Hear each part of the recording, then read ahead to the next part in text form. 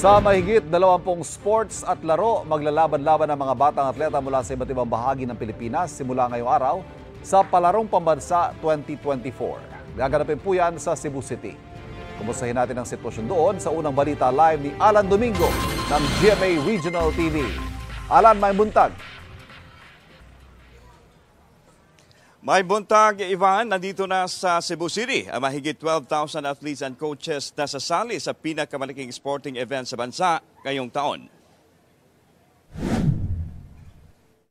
Pangungunahan ni President Ferdinand Bongbong Marcos Jr. at Vice President Sara Duterte ang pagbubukas ng Palarong Pambansa 2024 mamayang hapon sa Cebu City. Dahil dito, mas pinaigting na ng mga otoridad ang seguridad. Ininspeksyon ni Acting Cebu City Mayor Raymond Alvin Garcia ang iba't ibang billeting areas para sa mga delegado.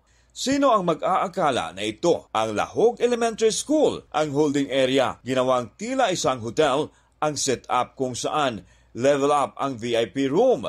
Sa labas na bahagi ng paaralan, nakalagay ang replika ng isang waterfalls na makikita sa Caraga region. Hindi naman nagpahuli ang contingents mula sa Sorsogen na ginawang tila wedding reception ang kanilang billeting area sa Tisa Elementary School. Palaban din ang makeover ng Ramon Duterte National High School kung saan tumutuloy ang mga student athlete mula sa Region 8. Ayon sa mga delegado, ilalatag nila ang replika ng iconic San Juanico Bridge. Ilan lang ito sa mga nagagandahang billeting areas na magtatagisan para sa Best Decorated Billeting Camp. I am very impressed at how they have transformed ang atong mga eskwelahan into their quarters, no?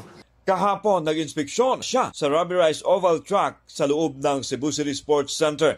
Ayon kay Mayor Garcia, nangako ang kontraktor na susolusyonan ang hindi pantay at nagkabitak-bitak na parte ng oval track.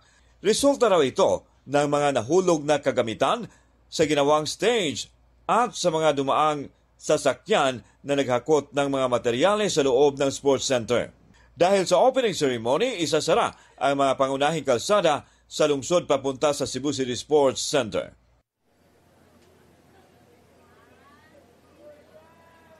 Ivan, panawagan ngayon ng Cebu City Transportation Office sa mga motorista na huwag dadaan sa mga kalsadang apektado at hanapin ang mga signages para sa mga alternatibong rota. At yan ang latest mula dito sa Cebu City. Balik sa iyo dyan, Ivan. Maraming salamat, Alan Domingo ng GMA Regional TV. Kapuso, para laging una ka sa mga balita, bisitahin at mag-subscribe sa GMA Integrated News sa YouTube. Sa mga kapuso abroad, samahan nyo kami sa GMA Pinoy TV at sa www.gmanews.tv.